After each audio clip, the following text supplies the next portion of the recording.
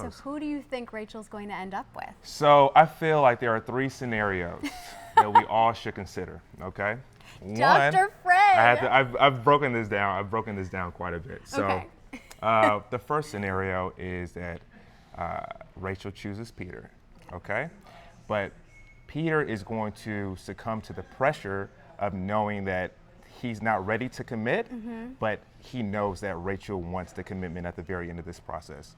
So he's just gonna like it's gonna be a very challenging moment for him, because it's just like he might go against what's true to him, knowing that his engagement also equates to a marriage.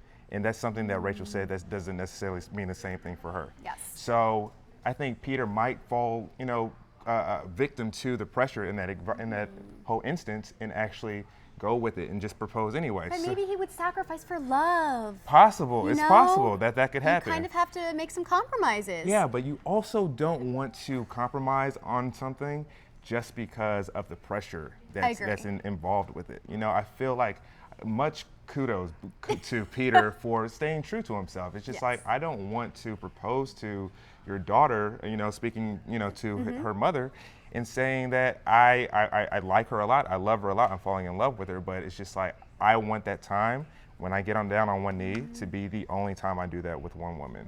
You know what I mean? So what did you think about the fact that he didn't ask Rachel's mother for her hand in marriage? I respect it, because it's just like, he doesn't feel as if he's going to be ready in 2 weeks to propose. So I think that's one scenario. The other scenario is that Rachel chooses Brian. Okay, Brian is the guy who's been all for it, 110% in.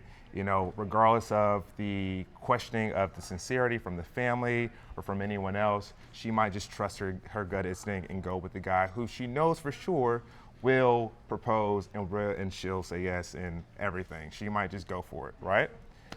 This is the third scenario, okay? And I don't think a lot of people thought about this.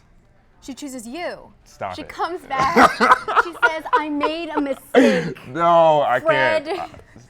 Please give me one I more wish, right? chance. I wish, right? But I doubt that's gonna happen, right? Okay, what's but the real third scenario? This is the third scenario. Neither Peter nor Rachel succumb to the pressure of the experience. And Rachel allows Peter to take the time to actually feel the feelings that he's ready to propose. So what if there isn't a proposal at the end of this finale, right? And there's actually an engagement sometime after.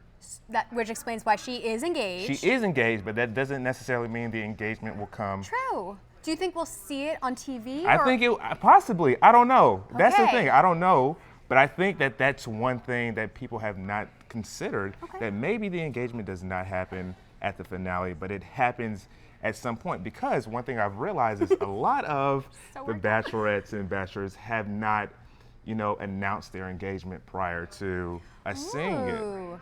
But Rachel has announced it. She announced it to us all. So it makes us think that even if the ending isn't what we expect it to be, that doesn't necessarily mean she's not engaged. I like your theories. Would Possibly. you I don't know. say that Brian is the safe choice?